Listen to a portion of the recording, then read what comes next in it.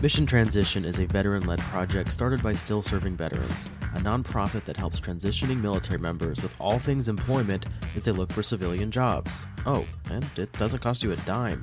Find out more at ssv.org. Anyway, here's retired Navy Chief Dave Lakin. Hi, I'm Dave Lakin from Still Serving Veterans, and today this is Mission Transition with Dr. Stephen Crane. And Stephen, good afternoon. How are you doing today? Doing well, David. Appreciate it. So I'm going to let you introduce yourself because going through your LinkedIn bio, there's an awful lot of information there. You are definitely a an education junkie, and so why don't we start back with the military since that's our audience interest, and tell us about your military background, and then pull it forward to where we are today, how you got here, and what you're doing now, and do that in 30 seconds. No, not really. If you can, but maybe 5 minutes to talk about that progression. Of course. So I went into the military. I always loved solving puzzles. I always loved people. My goal was always to try and move into criminal investigations. Towards the end of my enlistment, I wanted to make that move. I checked off all the boxes, got my degrees, you name it. I submitted my package. I got approved. Cool. So on the way to FLETC, right, you got to do your physical and you got to do your psychological exam. That's where my story really began back in 2017. I completely failed miserably, was immediately rejected, popped for a bunch of different things. So they handed me back my packet and said, go to the career planner, best of luck. Went over to the career planner, said, hey, what are my options? They said, well, that ship already sailed, so best of luck. And I said, well, wait a minute. I was working at legal. I was like, wait a minute. That if you're saying I'm medically unfit for duty, that's a medical retirement. Give me one of those. And so they said, great, go to your flight surgeon. Go ahead and try to get that approved. I did. So I was put on a med board for 1 year. First 6 months you live medical. Next 6 months you're supposed to transition out, get your benefits, all that kind of stuff. 72 hours before I was supposed to go into the second 6 month stint, I get a call from my GS-14 in Quantico saying, hey, I don't know how to explain this, but you got 72 hours to vacate the base. Best of luck. So again, my life was turned upside down and I became a stereotypical homeless veteran, lost everything, didn't have idea what to do, where to go, scraped and clawed my way back to civilization, climbed the corporate ladder, started a couple businesses, helped take some businesses public, all that good stuff. And then finally in 2020 is when everything changed. 2020 is when I finally got all my benefits after fighting with the VA for years, got 100% disability, and I immediately realized if I am the person, like I'm special, but I'm not that special. If I'm the person that's dealing with this, surely I'm not alone. So I began looking and start reaching out to people and saying, hey, what was your experience? What was your experience? Realized that so many veterans on a day-to-day basis experience the exact same thing that I did. So I was like, okay, we need to fix this. So I started one of my companies, 360 Veteran. To date, we've done over a couple $1 billion in benefits. We've helped thousands of veterans around the world. We've been very blessed on that side. But just like every good entrepreneurship or entrepreneurship process, when you solve one problem, it creates another.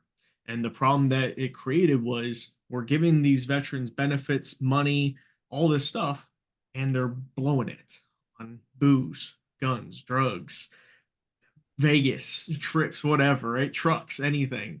Or I'm not just one to say, financial, or just ignorance on how to manage their finances in a responsible, efficient way for the long term. we're not taught this stuff at all. We're not taught in TAP. We're not taught in our transition. We're not taught anywhere from a financial literacy standpoint. So these people were doing all these different things with their money. And I'm not one to tell you what to do with your money and what not to do with your money, but I think you should be educated to have an option. The problem there was no education. So we started the financial company, Financial Legacy Builders, in 21 to really help build that financial literacy and freedom across the veteran community. Everything we do is completely free of charge for all of our veterans and their military families. And then that led to the final piece, which was our nonprofit, which is Veteran Roadmap. It was the roadmap that I personally took from becoming homeless to retiring myself and my wife and purchasing a home 5 years later. So that's our nonprofit, and that's where we're at in present day. That's a great story, and that's very similar to how Still Serving Veterans started. Uh, you know, gentleman came home from war, and he was, of course, he was military. His father's military, and just didn't have the services, or not easily found the types of services that they needed to be able to properly take care of him. And so that was the birth of Still Serving Veterans, in a very tiny nutshell. So that was back around 2005 and six timeframe. Here we are today. We just celebrated our 18th anniversary, and we've helped thousands of people, going on 20,000 people. And last year we had about 20,000 conversations with veterans to help them with their veteran benefits, which we only do around North Alabama. But what my team does is help them with the veteran employment piece. And this is one of those outreaches that we use to be able to work across the country with people. But I know that coming out of the service, when they're in the service, they don't really get an education on how to manage their finances, how to make sure all the bills get paid. And then for me, being in the Navy, I went on, I think, 9 deployments in 24 years, and plus being stationed outside of the country for 9.5 years. And bill paying can be a problem when you're at sea for 6 months that could turn into 9, 11, 14 months, unusually. And so I know a lot of folks that came back to bankruptcies because, they had done all the bill paying, and then they go out to sea and their wife's responsible, or their spouse is responsible for paying all those bills. And so now they have to pick up the pieces. I myself went bankrupt twice. And it can be devastating. It's of course it's makes it impossible to do things like get a car loan or get a home loan. And it can be, it's a blow to our confidence. We're out there and we're warriors, and we want to be able to fight and protect the country and take care of the people around us, and the people back home who depend on us, and we can't even get our bills paid. So it just doesn't work. And then on the way out the door, your bills change a lot. Maybe you're used to living in base housing, maybe you're used to having a housing allowance or some kind of COLA, depending on where you live. And then not only does all those services go away, but it seems like for a lot of people, it seems like that network of resources goes away. So, so talk about that. What kind of tell me about the power of zero, and how people should initially, you know, th- another thing on your LinkedIn profile was, what do I do with my TSP? That's been their retirement plan for a long time. Is I don't know if I'm going to do 20, but thank God I have my TSP. And then they're out the door, and nobody told them, okay, now what do I do? Do I just let it sit there until I hit 65, or what do I do? So talk to me about that a little bit. Absolutely. And to preface this entire conversation, right? Every single thing that I say is in the vast majorities, right? There's always onesies and twosies, little snippets that are different for everybody. That's why it's important to sit down and actually go over numbers and go through everything with a financial professional. So for the vast majority of people, there's really three different accounts that you can have money in. There's your fixed, there's your variable, and then there's your indexed. And the book calls it, tax now, tax later, tax never. And in those buckets, there are familiar accounts, and they all have pros and cons. In the fixed accounts, right, you have your checking accounts, your savings accounts, you have your money markets, you have your CDs, you have anything that's 100% safe. But the downside is there's not a whole lot of money that's being generated in those accounts, a lot of interest being paid, and it just is really no growth. But we recommend 3 to 6 months of expenses. And if you want to be a little bit more safe, 6 to 9 months of expenses, especially during crazy inflationary times like we're in right now.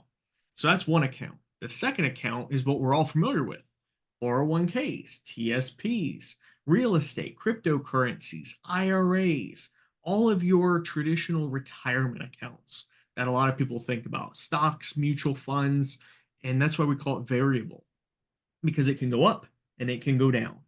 And like we've seen in 2000, the dot-com bust, like we've seen in 2008, the housing crisis, and even like we saw in 2020, the pandemic, the market can go up and the market can tank overnight. But again, it is a traditional retirement account. We all know it. It's all very familiar with us. IRAs, you can put, up to 7,000 bucks a year into it. If it's a Roth IRA, even better. It's completely, you already paid the taxes. But then you have the 401ks, and that can help lower your taxable income today, which is great. However, like I'm sure we're going to dive into taxes in the future. In the future, you're going to have to pay taxes on that. And that's a very scary thing to consider where the country's headed. And then same with the TSPs, right? Any TSP that a veteran service member has, it's susceptible to market gain and market loss. And when you lose something in the marketplace, there's a 4-letter word that the book talks about. It's called math. Most people don't like math. And the harsh reality of math is if it goes up and if it goes down, it's going to take twice as long for you to recover from that low than it does if you were to never lose the money. Because, for example, if you have $100, you take away, where the market tanks 50%. Now you only have $50 left. Well, the market made a full recovery. Don't worry. The very next day, it bounced back and it went up 50%. How much money do you have left? Most people say, well, I have $100 left. The market made a full recovery. 50% down, 50% up. They forgot math. 50% of $50 is only $25. So now you only have $75. That little thing, that little trick that the stock market gets us with is where a lot of veterans find themselves in hot water over the long term. Because over the long term, especially when you're nearing retirement, if you have any sort of bad year, your retirement's now screwed up. But that's where that third column comes in, the indexed. And now a lot of stuff that I'm going to say is going to be super controversial, and people are going to be like, well, okay, I already knew this was coming. Here we go. But bear with me because there's facts, right? I brought the book of facts today, and the facts are, if you look at the history of annuities, you look at the history of life insurance, you look at the history of the IRS tax code and how it was written and certain laws that are in there, there's a whole umbrella that's protected. CPAs can tell you about this. Some can. So some that are educated can talk to you about it. Hopefully, right? Attorneys can talk to you about it, hopefully. But it's nothing secretive. It's just people don't know what the IRS tax book actually says. And there's certain codes in there: 7702, 72E, 101A, all these different tax codes that exist for people just like us, but we don't know what we don't know. So leveraging this third account, the indexed account, allows you to grow money tax-free, access money tax-free, and best of all, there's benefits attached with it. Living benefits. You get cancer, heart attack, stroke. You can have a portion of that money be able to be protected. If you, God forbid, pass away early, boom, you have something that's going to protect your family forever and ever. So there's other benefits attached to it as well, aside from tax-free growth and tax-free access for the rest of your life. So these accounts are very powerful, but they need to be a supplement. It's not a replacement for the fixed. It's not a replacement for the IRAs and 401ks. It's another supplement. It's a think of it as a 3-legged stool. If you have 2 legs on a stool, best of luck if one of them goes out. But if you got 3 legs, now you're a balanced stool. Now you can weather tides. And if this doesn't work, you can bounce to here. If this doesn't work, you can bounce to here. And you have options, aka diversification. So that's the short of it. But I know we're going to talk a little bit more about taxes and why that third leg of that stool is so important. So when I talk to people who are, working on their transition, people contact us as far as 2 years out if they're retiring. They put in their request to retire, and they can spend 2 years going through the TAP process. And a lot of times that's a discovery period to determine what does the job market look like? Where do my spouse and I want to land at? So we're going to stay around the base, or we're going to go back to where she's from or where I'm from, or we're just going to go where the job is, like what I did when I retired. I'm Navy chief from Boston. My wife's a Jewish girl from Long Island, and we ended up in Huntsville, Alabama, which is a little foreign for both of us. So but that's where the job was, so that's where we landed. Fast forward down the road 6 years, and I decided to become an entrepreneur, and I bought a franchise. And when I did that, I said, well, I have 2 years of income in the bank. That's my safety net, so that if I don't ramp up as quickly as I would like to with the business, or as quickly as the franchise said that I was going to, and I was right and they weren't, um, at least I'd have that buffer to be able to rely on. And thankfully I didn't need it all. Some people say, well, I've got this big giant TSP amount sitting here for 200,000 or whatever worth of TSP, and so I'm going to take that and I'm going to start a business with that. So tell me about the tax implications of that. Well, it's a very good point because a lot of people do this with their 401k. Right? Again, the TSP is very similar to a 401k in the way it functions and the way it operates. And what happens when you take a loan out against your TSP? What happens when you withdraw from your or when you withdraw from your 401k? Okay, with taxes. Okay, and depending on the circumstance, you can pay a lot of taxes on it. And if you're less than 59 and a half, now you're going to pay a penalty as well. And then the worst part of all, you have to pay that back. If you don't pay it back, that's a problem. Right. So all these things factor into it to make it where it really, really, really uh, is wise to not touch it.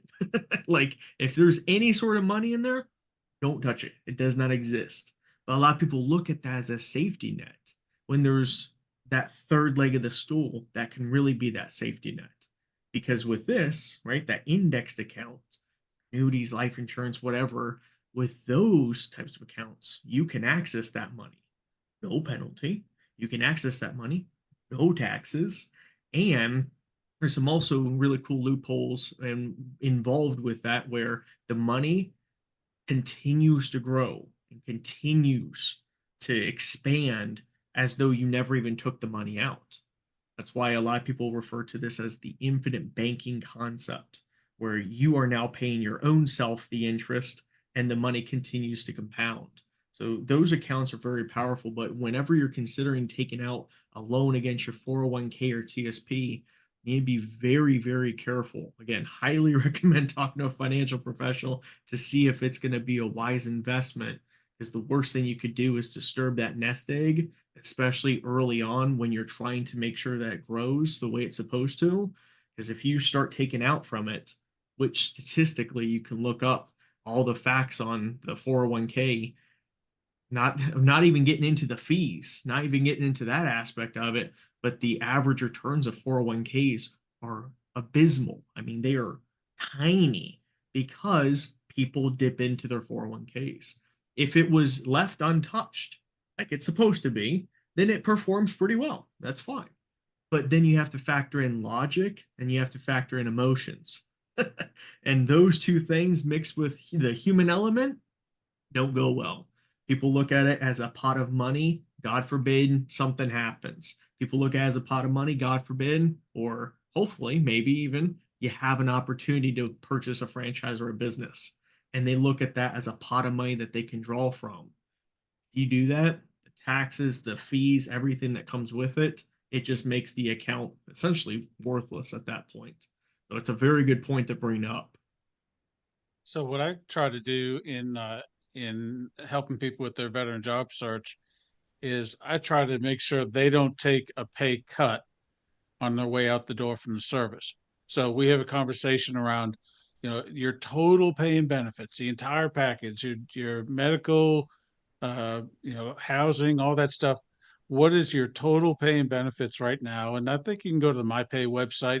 You can do a simple Google search and see, what does an E7, E8 with 24 years of experience make in the Washington metro area, total pay and compensation. It'll give you a number. And for me, that's the threshold. I want to make sure that when we go job hunting for them, we don't force them to take a pay cut on the way out the door. And that includes their vacation time as well. Most businesses don't want to give you more than 2 weeks of vacation on the way in the door. And that's part of the heartburn that I have is that I spent 24 years in the military, and when I got to that first company, they treated me like a newbie. Well, I was new to them, but that doesn't mean I was new. It just meant that I was new to them. I still had 24 years of adult work life experience, and my family was used to 30 days off a year. And so I didn't want them to be penalized because I got out of the service. It's supposed to be, my time to give back to them. So when the company offered me 2 weeks of vacation, along with the paying compensation they were going to give me, I said, I tell you what, keep 5,000 of that and give me 4 weeks of vacation. And they said, okay, we can do that. You won't get an increase in vacation time for 11 years, but I didn't get an increase in the last 24 years. So that's fine with me. So when you talk about negotiating pay levels, that's one of the things that you can negotiate is, sometimes your medical package, there are tiers, and sometimes within a company, they give people higher up the food chain a different tier of medical benefits than they do people lower on the food chain. And so that can be a negotiating point. And, like I said, your vacation, so it's not just the pay that you're negotiating for, but it can be the other parts as well. Sometimes there's gym memberships. The company that I signed on to had a membership at the local golf course that was very exclusive. It was only C-suite at the company, and really a lot of people didn't know about it. And I don't care about golf, but that's one of those things that if you were coming in as the vice president or director level, and you know about those things, you can negotiate when you've got say you're in '06 for 30 years, you've got a good sized paycheck from the military. Maybe have a disability check as well. And so that civilian paycheck isn't your primary concern. You want something that's fair for your experience in education, but it's not your biggest concern. I often have the conversation with senior officers, senior enlisted, about do you want to be rich or do you want to be happy? You know, because it's some people say I want to be captain of industry, I want to be a C-suite officer, I've been a commanding officer, and I want to be in charge of 1,000 people and millions of dollars worth of budget. And I said, do you really? Because that, usually along with that, it's going to come 70-hour work weeks, lots of travel, lots of responsibilities, answering to the board or directly to the CEO, and a lot of heartache. And you just been through 25, 30 years of military experience. Why don't you chill out, be happy, spend time with your family. You got plenty of money. Is money the issue? Or as an opportunity to take care of yourself, take care of your spouse and kids, which is more important to you. So we have that conversation a lot. But with regards to the not taking a pay cut, if we can get folks to the point where they're not taking a pay cut, then their retirement check, if they have one, their disability check, if they have one, can go straight to the bank or whatever you're going to do with it. And so to me, that's the brass ring. That's what I want everybody to aim for that we work with here at Still Serving Veterans is I want you to take all that money that's extra that you've earned for, the sacrifices that you and your family have had to make during your time in the military and put it away and save it for when your kids go to college or once they start getting married or when it's time for you to retire and just devote all your time to yourself and your spouse. And so that's, to me, that's the goal. That's what I want to aim for. And you hear folks say, well, I'm just an infantryman, I just I was in charge of some people and managed some operations, and I did my 20 and I got out, and so on my resume it's going to say I was an infantryman in charge of a missile battery or something like that. So, what do I possibly have to offer the civilian world? That's a whole different conversation that we have every day here. But for your part, I know that you mentioned you got out on medical retirement, and your LinkedIn says that you're 100% P&T, but you shouldn't have to live on that money for day to day, right? So best case scenario, it's a long wind to get me to the question. Best case scenario is I'm also a fan of people self-educating, right? They come to us for an education, not for me to tell them what to do, but to advise them on, like you said, on the options of what is possible for them to do. So when you're talking to folks, what directions are you aiming them in for? Go educate yourself here. Go learn about this. Do some reading on this and come back and we can have a more educated conversation. Another phenomenal question, because there are so many outlets where you can get your education, so many good outlets, so many not so good outlets. So one of the best places, shameless plug here, is our website. We have an entire resource page, and we don't pull anything from me, right? It's not just a echo chamber of me just shouting the same stuff. This is experts, Nobel Peace Prize winners. I mean, these are economists. These are people that have written tons of books on different subjects. These are CPAs, attorneys, trust wills, you name it. And we compiled probably the best, in my opinion, that cover the broad range of financial literacy. I would love it if there was a certification or a designation of financially literate. Right? I know a lot of schools and a lot of educational systems are moving towards now mandating financial literacy inside of the classroom for high school students in order for them to graduate, which is a phenomenal step in the right direction. Part of my research and my second dissertation I did a little bit. But that, I mean, that's huge. That's a huge first step. But our website, if you go to flbagency.com/resources, that probably has one of the best selections out there, from articles, videos, books, YouTube videos, movies, documentaries, and helpful links to free calculators and different government agencies that are out there that can help you during troubling times and stuff. That is a phenomenal resource. But also going back to what you said with the healthcare benefits and the different benefits that you get at your job, whether it's leave or life insurance or anything like that, that's also where sitting down with a financial professional, not someone that's going to charge you money to go over some advice and stuff. I'm a firm believer in education should be free. 100%. So if you're sitting That's down with someone to interrupt you for a sec. That is absolutely a key point for veterans in particular. So much of these resources, whether you're talking about financial literacy or education to better prepare you for a civilian job, or everything that we do at Still Serving Veterans, everything can be done for free. I've seen people pay $1,000 for a resume that they can get for free from a dozen different really good veteran service organizations. So I really want to pump that a little bit, and also the websites that you mentioned, we'll make sure we put them in the description here as well. absolutely. No, the free part is everything. I feel so bad when I see veterans constantly sit down with so-called financial fiduciaries, right? There's only a couple certified financial fiduciaries that actually exist. I am one of them. But there's so many people out there that'll sit down and they'll charge a couple $100, couple $1,000 to just educate and provide a financial plan or a financial resource for people. There are many resources that are free out there. I am one of them, and I'm happy to sit down and happy to educate and talk about it. But the reason I bring that up is for the healthcare and benefits at jobs, at least in my experience and the experiences of many other financial professionals I've talked to, I would I would really challenge people.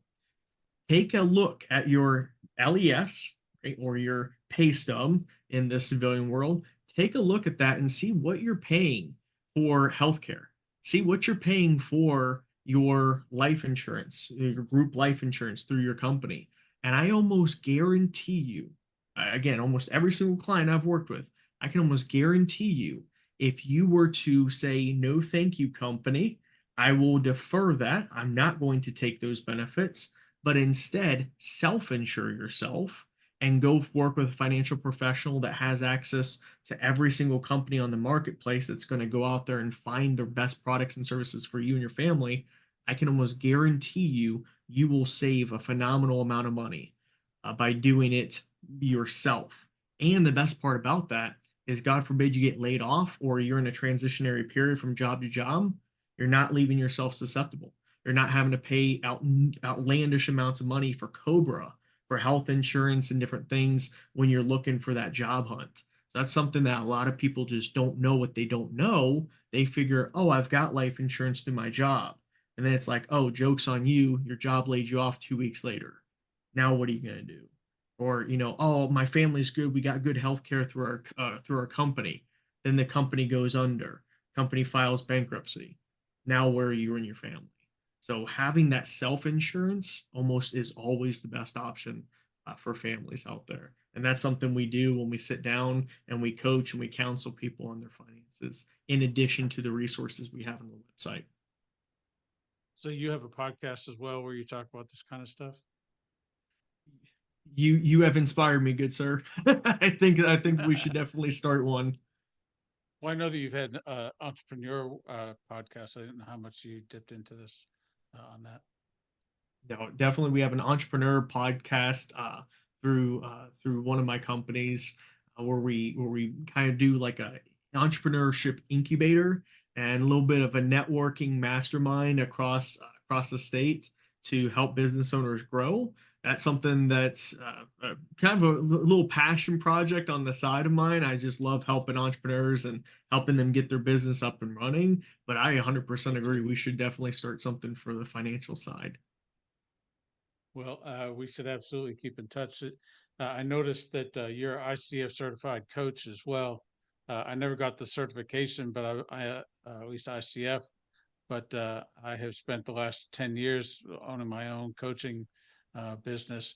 And I love the um, the approach from trained coaches. A lot of coaches out there who there's no barrier to the entry to that industry, so they find themselves between jobs and they call themselves a coach till they get the job they want, and they can do a lot of damage. So if you're working with a coach or looking for a coach, it's important that you look at their track record, because some of them have an ugly wake behind them.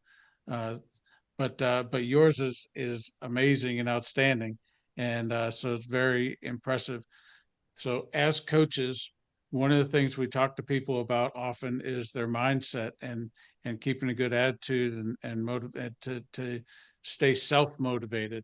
Nobody can really motivate you to do a thing. You're either motivated or you're not motivated. We can check in with you and see how you're doing and give nudges in a direction, but ultimately you're the one that has to go do the work. Also, one of your education paths has been along metaphysics, and without getting too deep into that, which is fascinating to me, um, the talk about the importance of coming out with a positive attitude. Not everybody's leaving the military. So like yourself, that wasn't really part of the plan to leave when it came time to leave. Med board type of events happen all the time, or maybe you suddenly find yourself as a single parent and you have to go deal with that, or in a position where you have to go take care of loved ones, and so you need to exit the military for that reason.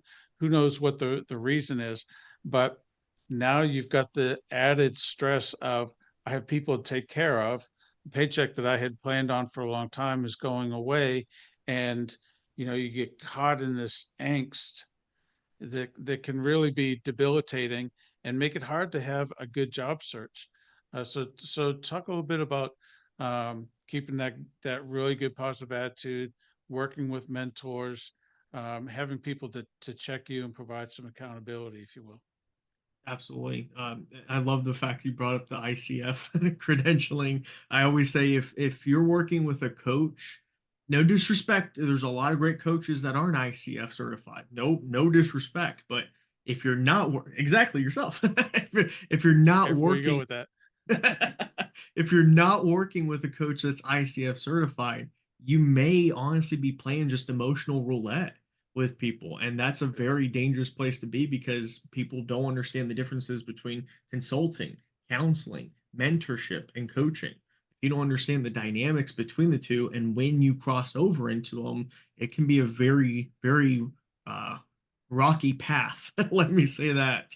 So I appreciate you bringing that up. But yeah, in my book, Flush the BS, Reframe Your Life, and Transform Your Truth, I was asked to write that book a while back because I had my journey from homeless to retired in 5 years. And they're like, how in the world, after the military screwed you over, the VA spit in your face, and all these things just kept happening to you?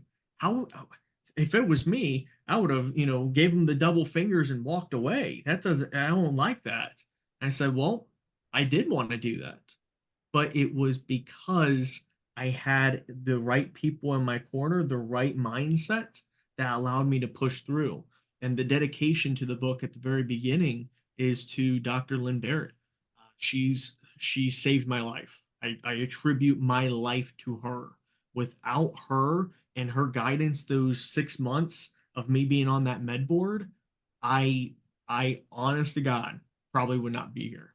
She was a true angel, a true godsend. And to this day, I'm trying to track her down. If you know where she is, let me know because I want to go give her a hug. She is phenomenal. But she taught me without even teaching me at the time. This was hindsight. She was coaching me. She wasn't even necessarily doing therapy because she recognized from me, now that I found out, hindsight 2020, therapy doesn't work for a lot of veterans. It's good for the moment necessarily, right? It's good long term, but in the short term, what we need, what we desire as high performer, A-type personality military folks, is coaching.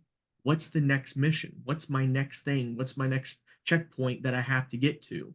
If I have that in sight, I can push through. But if I'm just left in this aloof, right? Or God forbid, I'm looking back at my life and I'm just stuck in the emotions and the feels, that's a very dangerous place for us. That's why a lot of us repress it and we don't want to go back to that because it's not beneficial. All we're doing is just reliving the same things over and over again when meanwhile my brain is telling me what's next. How do I just move forward? And for a lot of people, that's a job. For some people, it's treatment. And for some people, it's just retirement, like get away from life entirely. But the point of everything is it comes back to your mindset and the gales that we carry, the gremlins, assumptions, interpretations, and limiting beliefs that we carry with ourselves. It's all talked about in that book. And it's all stuff that I learned through my coaching journey in becoming an ICF credential coach. Yeah, that's great. And when people leave the military, we have this conversation often about a feeling of isolation. We don't realize the extent to which we depend on that tribe of people that's wrapped around us, whether it's your platoon or whether it's your squadron or whoever it is. We have learned to operate as a team for the most part. There's very, very few roles in the military that are truly independent, that they go out and do work autonomously without having to rely on a network of folks to back them up, in various different roles. But when you leave the military, that isolated feeling of, where are my people now? Where are the people that I turn to give me advice about finances, to give me advice about the job search, to give me advice about, how do I talk my spouse down out of a tree because they're worried too. How do I, the dealing with the kids, that we're going to go back and live with the spouse's parents, back where we came from. And those kids there in that neighborhood are not military kids. They're not used to parents going away for a period of time, another parent having to take over and then hand it back when the military parent comes home. And life is upside down. So a good portion of that conversation is uh, you have these networks are still available. Look on LinkedIn and look at groups, Soldier for Life and the various veteran groups that are out there. There's VFW and American Legion and all these groups in most hometowns, particularly around military centric areas. And they're there, but you gotta look for them. And they're not always terribly easy to find, but most of these things are just a Google search away. But don't let yourself sit in isolation, churning through. I don't know what to do. I don't know what to do. I don't know what to do. And I've seen people get completely derailed by that attitude of, I don't know what to do. I'm doing it by myself. I'm used to having resources that I don't have now. What do I do? What do I do? What do I do? It can be absolutely paralyzing. So find those mentors. Veterati is a great resource. LinkedIn is a great resource. You know, get on Google and look for them. Go to your local VFW, American Legion type of organizations, but they are absolutely out there. And you can have numerous ones. You can have a mentor that helps you in your professional development in your professional development. You can have another one that guides you through whatever your educational path is. We have pastors and churches and family members who guide us through the whole parenting thing and dealing with kids in school, but absolutely go there and find them. Reading through your LinkedIn bio and resume, which is 19 pages, by the way, when you print it out, you've got an incredible educational background. um, that you are almost infinitely qualified to guide people on various paths, whether it's VA benefits or in their financial, um, you know, overhaul, so to speak, after the military, or maybe they just found themselves in a position where, all right, I just got out of the military, I'm 40, I really don't have a path, but I know that 65 is coming up quick, and there's no time like yesterday to start planning for retirement, because you never know when tomorrow might be your last day. Unfortunately, that's another thing, we live with in the military, and we think when we get out, all that danger and stuff is gone, and that's just not the case anymore.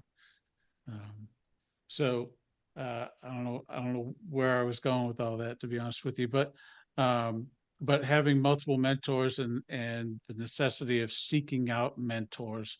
How did you do that coming out of the military? Because you had, that 6 month period where you thought you were going to have another 6 month period, and then boom, you didn't. So I'll be honest, probably the first 6 months, there were no mentors. It was just me Yeah. surviving. I remember at one point in time, I kid you not, I would wake up at 6 o'clock. I would clock in for work. I would work from what was it, 6 to 3, 6 to 2, 6 to 2, 6 to 3, right in that ballpark, depending on the day.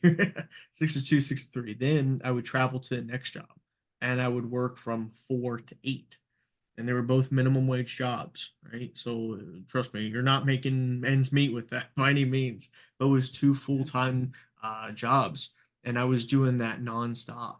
I mean, Sunday through Sunday. My tank was done. Like I honestly could only do that for a little bit of time. I only did that for about probably 5 months, and then finally I was like, I can't continue like this, and I had a choice to make. I'm like, do I either go and get treated at the VA and suffer financially, or do I continue to burn the gas tank and God knows what'll happen to me? That's the unfortunate truth that a lot of people have to face.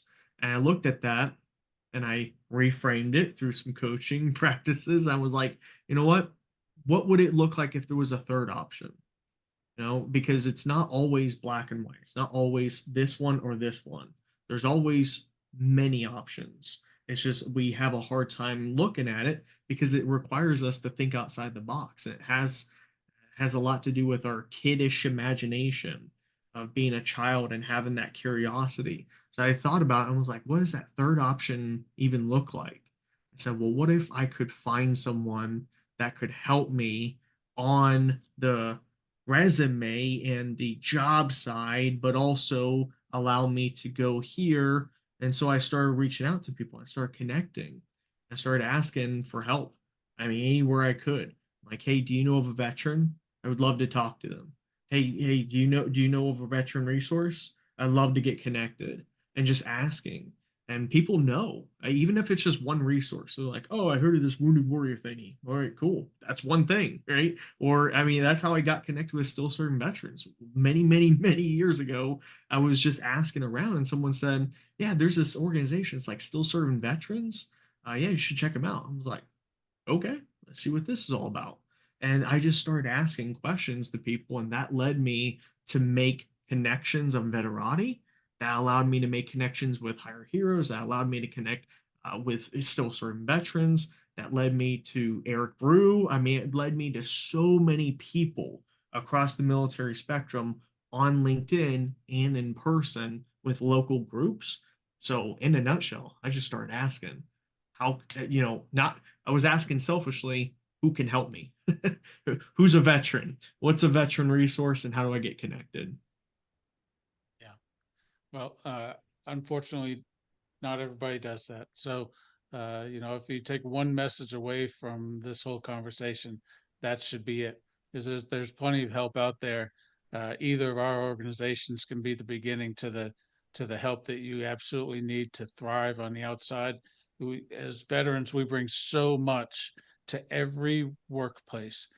We can be such a benefit. We're sitting at 1.5% unemployment when the rest of the nation is closer to 3.5%, I think it is right now.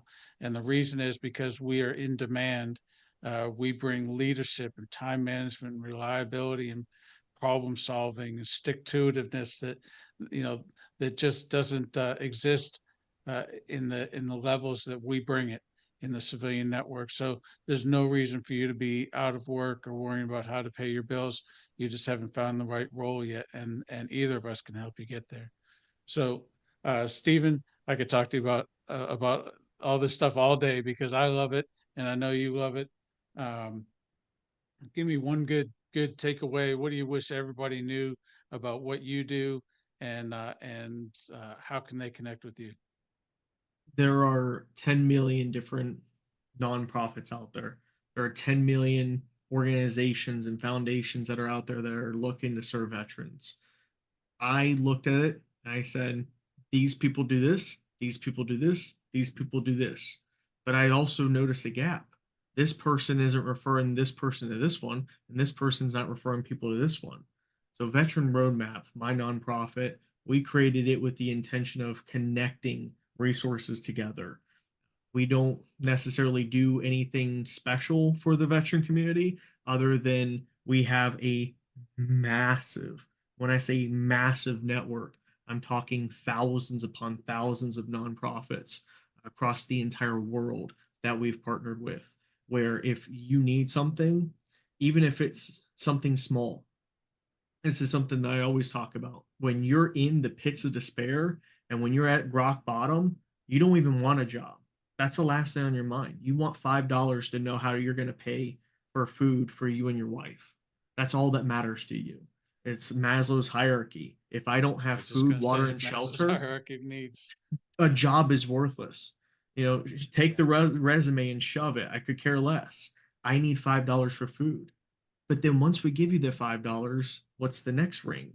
Then I need security. Okay, great. What does security look like? Are you homeless? Have you checked in with the VA? Do they have availability at their homeless shelters? No. Well, there's a guy out in DC. He has a bunch of homeless apartments. We give him a call. We can get you hooked up with something local to your city. There's so many resources that do that as well that can make sure that you are in a safe home with a lock on it and not at the night's inn paying 20 bucks a night, and God knows what's going to happen inside that hotel room. So there's many safe organizations out there that can shelter you, and then we just continue to move the needle every day just 1% closer to your desired goal. And that's the roadmap. We connect you with resources that are going to help you where you're at and not paint this grandiose dream of self actualization when you don't even have the food and water that you need. I've been there, I've done this. So I know from experience what that looks like and helping people on their roadmap to freedom and success. So that's our nonprofit. I'm happy to help out anyone, connect them with great organizations like Still Serving Veterans that once upon a time helped me get a resume. So 100% endorse you guys, love you guys. But yeah, definitely reach out for anything that you need. So for folks who are watching today, keep an eye out for ssv.org. Subscribe to and like this channel to make sure that you can stay tuned to future conversations. I know we'll be talking more with Daniel, and we both have large networks that we're going to feed to each other to help get the word out. And we'll talk to you again real soon. It's ssv.org. And Dr. Stephen Crane, you're easy to find on LinkedIn. Look him up, and on his LinkedIn page is all the connections to his various nonprofits and how you can work with him directly. So thank you for being here, Stephen. It's been a great conversation. I look forward to the next one. My pleasure. Thanks, Dave. Take care. Thanks for tuning in to this episode of Mission Transition, a podcast for veterans. If you have any questions, concerns, comments, or maybe even want to be on the podcast, shoot us an email at social@ssv.org.